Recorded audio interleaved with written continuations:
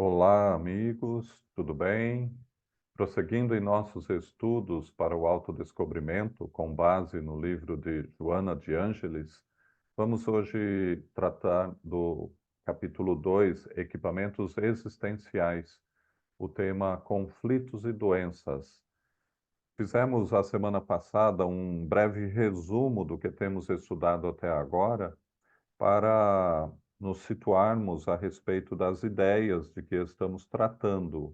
E nesta aula, nós vamos no mesmo sentido, utilizando de início essa contribuição de Leon Denis no livro O Problema do Ser, do Destino e da Dor, que, contemporâneo de Kardec, é um dos mais importantes filósofos do Espiritismo, que aprofundou bastante todos esses temas que Joana de Ângelis hoje desenvolve na sua obra psicológica. E Leon Denis, nesse trecho, menciona o nosso eu ordinário, superficial, limitado pelo organismo, não parece ser mais do que um fragmento do nosso eu profundo, do nosso eu profundo. Neste está registrado um mundo inteiro de fatos, de conhecimentos, de recordações referentes ao longo passado da alma. Portanto, observem que ele menciona a existência em nós de fragmentos que nos compõem. E dois grandes fragmentos, duas grandes partes nossas, são o eu profundo, que é o que a psicologia de Carl Gustav Jung e Joana de Ângelis acompanha, chama de self, e o eu ordinário, superficial, orgânico, que é o ego. Então, essas duas partes principais. Mas o nosso psíquico, evidentemente, ele é muito mais fragmentado, porque todas as existências físicas nossas guarda, compõem no nosso eu profundo um novo fragmento. Cada existência física nossa compõe uma individualidade que é registrada nesse nosso eu profundo. E, portanto, observem porque às vezes entramos em conflito íntimo, porque às vezes criamos tanta confusão em nós mesmos, porque diante da necessidade de harmonização dessas partes que existem em nós, cria-se um conflito, cria-se a doença. Somos então compostos de fragmentos psicológicos que, segundo Joana de Ângelis, compõem sentimentos, emoções e inteligência. Vamos desenvolver essa ideia. No livro Conflitos Existenciais, Joana de Ângelis fala sobre desafios existenciais e trata das emoções perturbadoras. Ela diz: o ser humano é todo um feixe de emoções. O ser humano é um feixe de emoções que necessitam ser bem direcionadas e que a educação, o conhecimento, o exercício se encarregam de transformar em vivências. Portanto, somos, né, um grande feixe de emoções que precisam ser direcionadas para não criar conflito, direcionadas para não criar doença. Aprofundando-se mais a sonda no cerne do ser, constata-se que todo esse complexo de energia procede do espírito, que a exterioriza conforme o seu padrão evolutivo, produzindo emoções superiores ou inquietantes, de que tem necessidade no campo do crescimento moral. Portanto, vejam, criando um esquema do que ela está falando, o espírito em si mesmo é o ser puro, né? O ser imaterial, aquela flama, aquela energia que para se manifestar necessita do corpo físico que ela criou, dos corpos que ela criou, dentre eles o físico, né? E, e vejam que, portanto, ela necessita, para ficar bem compreendido aqui, a gente já falou bastante a respeito disso, mas eu não coloquei aqui. Então, nós temos o espírito que cria, né, os seus envoltórios de manifestação, que são o corpo mental, que dá origem ao corpo perispiritual, que é molde do nosso corpo físico. E necessariamente, quando a gente fala do nosso psíquico, do psique, né, da mente, nós estamos abrangendo esses três corpos quando o ser está encarnado, né? Que é o nosso cérebro, todo esse ferramental, né, todo este equipamento disposto a fazer essa interação do espírito com o mundo externo. No perispírito temos igualmente esse equipamento, né? E no corpo mental, que é a base de tudo, que é o local onde armazenamos as experiências de todo o nosso processo evolutivo. E ali tem, né, todo esse equipamento necessário para a manifestação do espírito no mundo criado.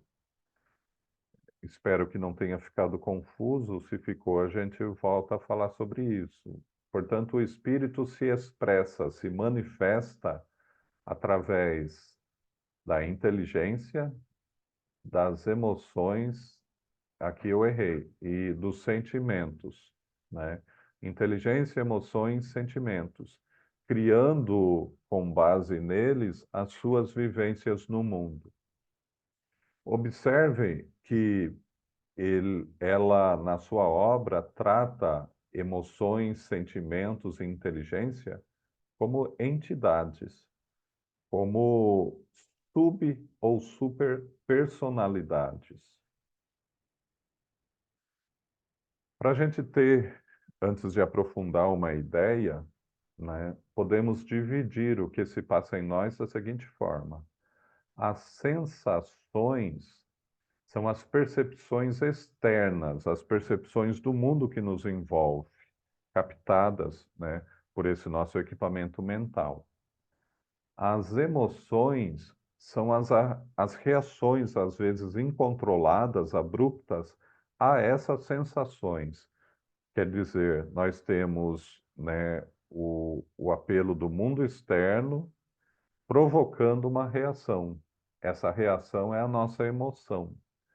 E os sentimentos seria a solidificação, né? Seria a composição desse conjunto de emoções. O sentimento é um estado anímico, é o estado da alma que se cria em nós, produzido pela percepção subjetiva nossa das emoções. O que quer dizer? Se você constantemente tem emoções boas, emoções fraternas, né, emoções que te elevam, isso vai criando no espírito aquela aquele sentimento bom, amoroso, que serve de base para emoções cada vez mais superiores, né, que nos conduzem ao bem. Notem, portanto, que se observarmos, a sensação ela é totalmente percepção física, é o nosso corpo físico atuando. As emoções, elas estão no quadro do nosso subconsciente, né, que é o nosso perispírito, reagindo a esse mundo externo. Os sentimentos é mais profundo, o sentimento é a base de tudo isso, né? O sentimento é aquele conjunto vivenciado que vai criar um estado em nós, tá? E o máximo do sentimento, a religião cristã sempre nos ressaltou isso, é o amor, que é o sentimento por excelência. O que significa? Que o amor é um estado da alma, né? O amor é um estágio em que chegamos, em que começamos a ter, baseado nesse estágio, nesse estado da alma, emoções sempre boas. Passamos a ter emoções sempre melhores, emoções fraternas, emoções que buscam sempre auxiliar o próximo, né? Como é algo bastante abstrato, a gente sempre fala que podemos trocar como se fossem sinônimos emoção, desculpem, amor pela palavra respeito, compreensão, tolerância. Porque necessariamente o amor é o desenvolvimento do respeito, da compreensão e da tolerância, tá? Então, quando respeitamos uma pessoa, estamos amando. Quando compreendemos uma pessoa, estamos amando. Quando toleramos uma pessoa, estamos amando também. Observem, portanto, que o amor necessariamente é um estado que se faz quando a nossa vivência é respeitar, compreender, tolerar. E o Evangelho, Jesus diz no seu Evangelho, ame o seu próximo como a si mesmo. Observem, portanto, que a medida de amar o próximo é a medida de amar a si mesmo, a necessidade de nos amarmos. Temos que, mesmo enxergando em nós ainda a perversidade, sentimentos inferiores, nós temos que compreender e aceitar que nós somos isso hoje e buscar uma forma de melhorar. Isso é amar-se. Não ficar se torturando, ficar se culpando, ficar se destruindo por causa desses sentimentos que afloram incompreendidos por nós, dessas emoções que afloram incompreendidas por nós. Devemos ter amor por nós, buscando nos respeitar, nos compreender e nos tolerar.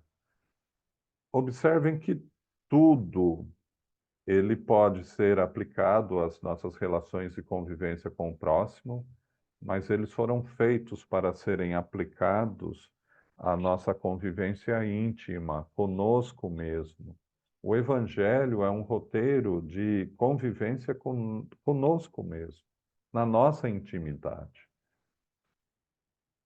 Então, Joana de Ângeles trata emoções como subpersonalidades e sentimentos como superpersonalidades.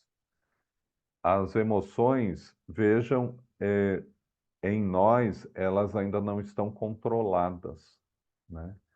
Quando ela fala personalidade, é como eu digo, ela trata tanto emoção como sentimento como entidades vivas em nós. E se pararmos para pensar, é isso mesmo, porque vejam, quando uma emoção nos envolve, parece que a gente muda. Parece que não é mais o José Gentil que vocês conhecem, parece que é outra pessoa. Imaginem eu me envolvendo numa emoção de ódio, de ira, de raiva. Eu me transformo, quem toma conta de mim é outra entidade, né? Já não é mais o José Gentil que vocês conhecem. Vejam, portanto, que é uma subpersonalidade que existe em mim e que, incitada por sensações exteriores, aflora e toma conta.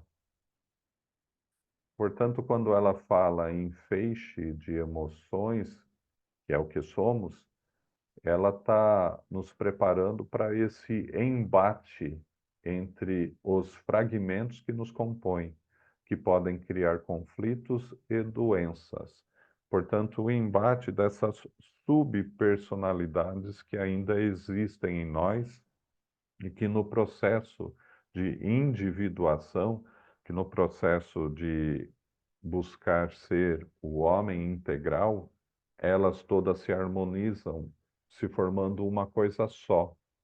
Por enquanto não é assim. Por enquanto são fragmentos que entram em conflito um com o outro. Mas um dia será uma coisa só, o ser integral.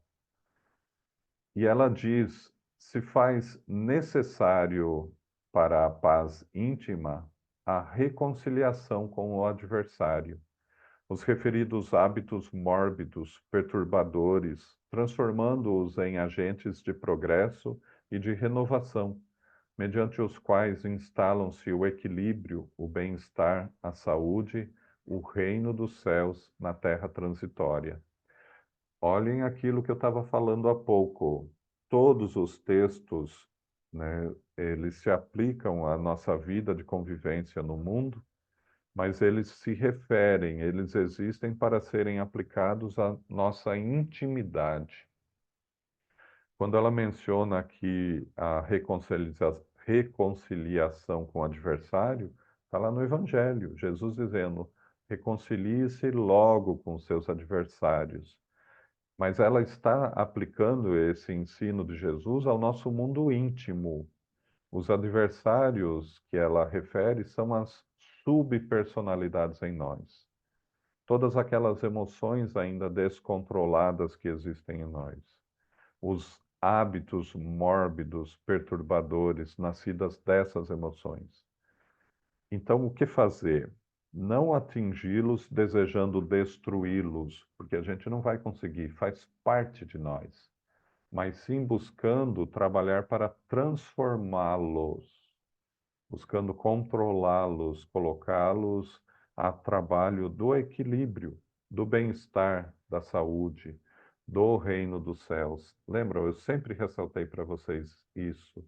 Quando Jesus fala do reino dos céus, ele está se referindo à nossa intimidade, porque é ali que Deus se manifesta, né?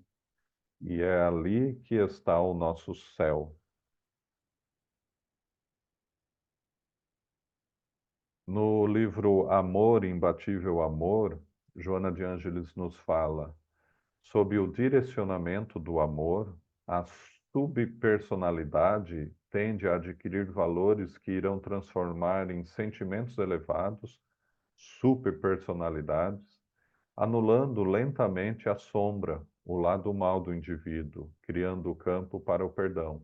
Observem, portanto, ela dizendo que se nos esforçarmos para respeitar, compreender, tolerar na nossa convivência externa e dentro de nós mesmos, nós estaremos educando essas nossas subpersonalidades, quer dizer, nossas emoções, para que elas se transformem em sentimentos elevados, as superpersonalidades que ela menciona, solidificando uma base firme com o qual a gente se eleva. O amor, porém, proporciona a transformação das subpersonalidades em superpersonalidades, o que impede a sintonia com os petardos inferiores que lhes sejam disparados. Portanto, é o amor, o respeito, a compreensão e a tolerância que, de fato, cria, transforma a nossa intimidade para melhor. Uma das finalidades primaciais da reencarnação é a aquisição do amor, a afetividade plena, para o crescimento espiritual e o autoaprimoramento, encontro com o Deus interno, o reino dos céus em nós, onde está o Deus interno. O amor é alimento para a vida, que atua nos fulcros do ser e harmoniza os equipamentos eletrônicos do perispírito, responsáveis pela interação espírito-matéria. A sua vibração acalma e dá segurança, ao mesmo tempo reabastece de forças e vitalidade insubstituíveis. É de fato no perispírito que existe esse embate das emoções e o corpo físico, né, o nosso cérebro, ele manifesta E por que a nossa personalidade atual, o José Gentil de hoje, não consegue compreender muito bem o que se passa nesse campo íntimo meu, é que nasce o conflito. Porque eu não consigo entender para controlar o que está se passando na minha intimidade. E é aí que nasce a doença, que é a somatização do conflito psicológico que existe em mim. Nada ocorre na vida por acaso ou descuido da consciência cósmica impressa na individual. É interessante ressaltar aqui que eu coloco isso, né? Impressa na individual. Porque a consciência cósmica, que é Deus fora, ela existe dentro de nós. Portanto, Deus está organizando, controlando tudo no universo, como dentro de mim também. Ele existe fora, do mesmo jeito que existe dentro. E a forma de entrar em contato com ele não é fora, é dentro de nós, é na intimidade de nós. Assim sendo, adquirir consciência no seu sentido profundo é despertar para o equacionamento das próprias incógnitas, desconhecido, com o consequente compreender das responsabilidades que a si mesmo dizem respeito. Vejam, portanto, o processo de avançar, de evoluir, é despertar a consciência do que somos. Como eu disse, no meu campo íntimo existem conflitos que eu não compreendo e causa esse conflito na minha vida atual. Quando eu vou tomando consciência de tudo que existe dentro de mim mesmo, através daqueles recursos que já conversamos, meditação, reflexão, prece, né? Eu vou pouco a pouco percebendo esses elementos, essas subpersonalidades que fazem parte de mim e lentamente, mas eu vou controlando isso e colocando a meu favor. E Joana de Ângeles, nesse trecho, ela começa a falar um pouco, ela menciona a reencarnação, porque vamos ver que de fato é nessa interação com os demais seres que vamos trabalhando o nosso campo íntimo. A necessidade da reencarnação já falamos na aula passada. Ela é necessária porque nos aprimora, nos colocando, né, na convivência com os demais. Ela nos constitui, porque cada encarnação nossa é um fragmento que vai constituir o todo, e ela é importante para o nosso equilíbrio emocional. Ela menciona que existe no mundo reencarnados espíritos que estão se encontrando para as primeiras experiências e Deus permite essas primeiras experiências com espíritos que nunca tiveram experiências antes conosco para facilitar a fraternidade, né? São espíritos que ainda não são afins necessariamente, não são conhecidos nossos, é melhor falar assim. E, e também nessas reencarnações a gente vai ampliando o círculo de afeição com esses espíritos que nunca reencarnamos antes. Mas existem no mundo também os reencontros, que onde nascemos com aqueles espíritos, ou encontramos na vida aqueles espíritos que já vivemos no passado. E com esses nos reencontramos para as retificações necessárias e para as realizações dignificadoras. É por isso que às vezes temos dificuldades em conviver com eles, por causa de tudo o que já passou. A gente não lembra, mas às vezes tivemos conflitos no passado e por isso é necessário retificar muita coisa. E estamos juntos para realizar coisas boas. Estamos juntos para vivenciar experiências melhores que vão sempre compondo o nosso eu individual. A importância da convivência, porque a convivência vai criando em nós as experiências, as vivências que vão constituindo o que somos. E ela menciona nesse capítulo também que na nossa família, e isso é algo que deveria estar sob nosso controle, né?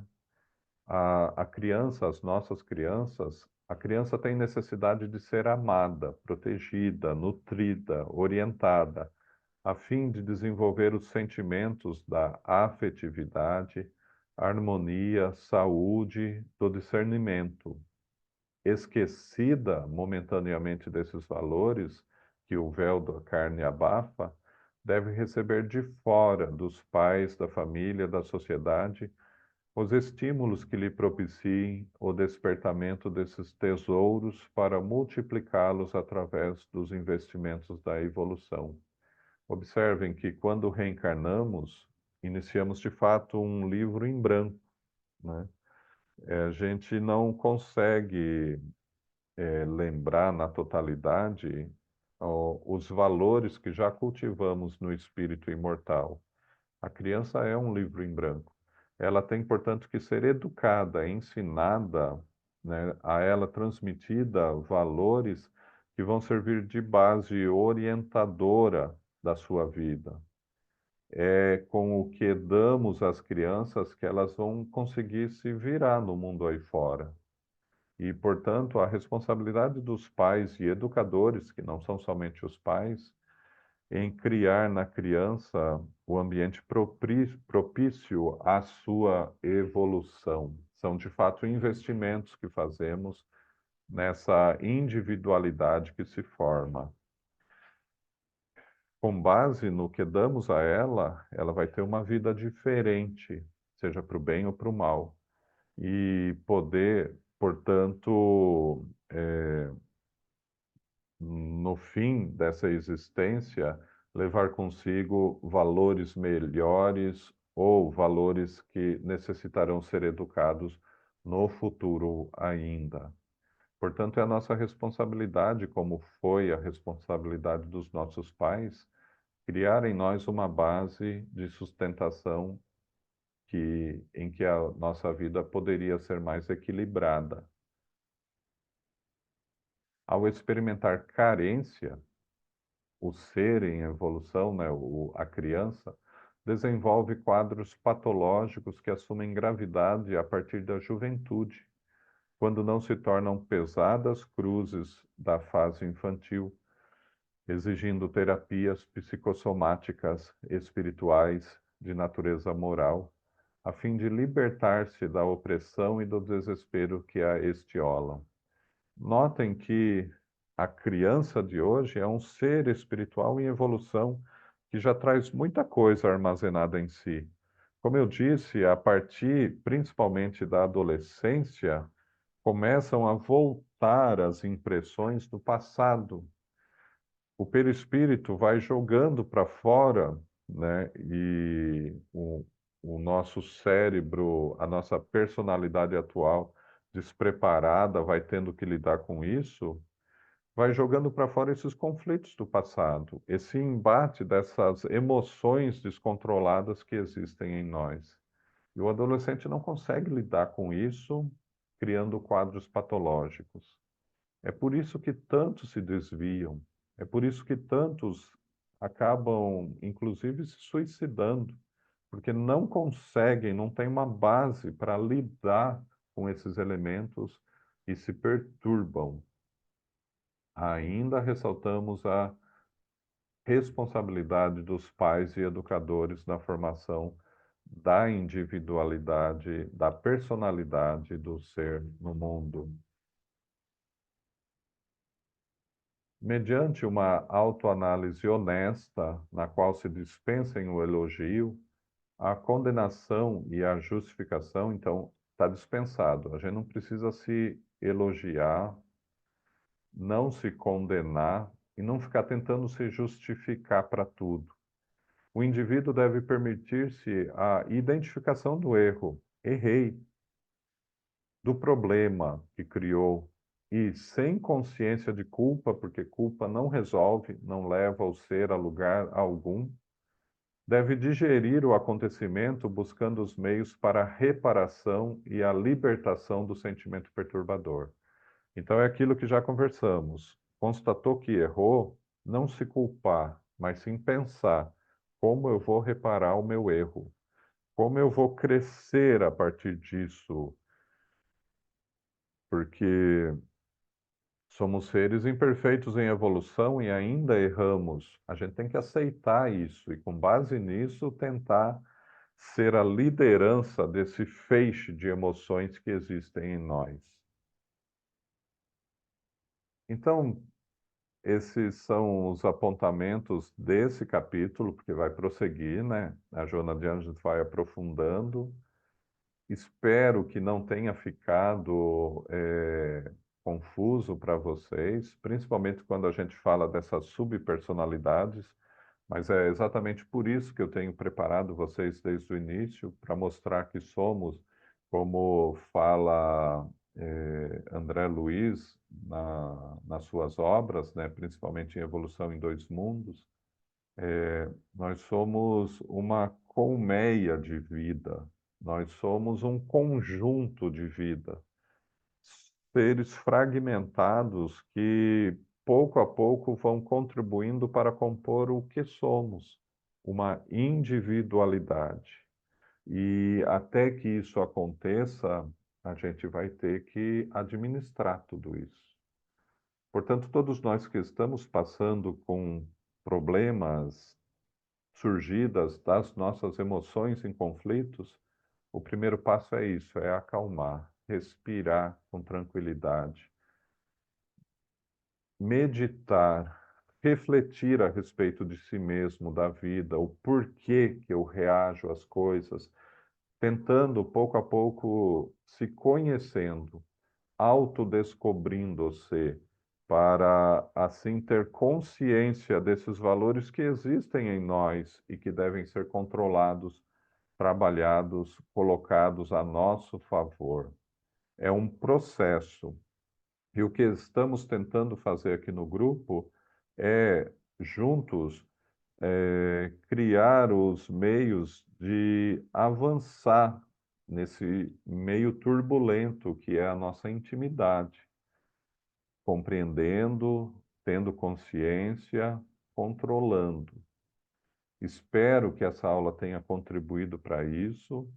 As coisas vão se tornando mais claras de acordo com que a gente vai avançando. Eu estou estudando um meio de tratarmos separadamente muitas dessas ideias para que tenhamos condição de compreender mais e melhor a respeito disso tudo. E se ficaram dúvidas, vamos conversando no grupo, porque é importante. Vocês já perceberam que essas ideias não sou eu que tiro da minha cabeça. Eu transcrevo aqui os livros de onde eu tiro isso. Essas ideias já eram faladas lá desde Leon Denis, né, que contemporâneo de Kardec, como eu disse, uma das mentes mais importantes da filosofia espírita e é hoje desenvolvida por Joana de Ângeles, André Luiz e outros espíritos que nos trazem isso não para nos perturbar, mas que a gente vá pouco a pouco se acostumando, porque são a nossa realidade.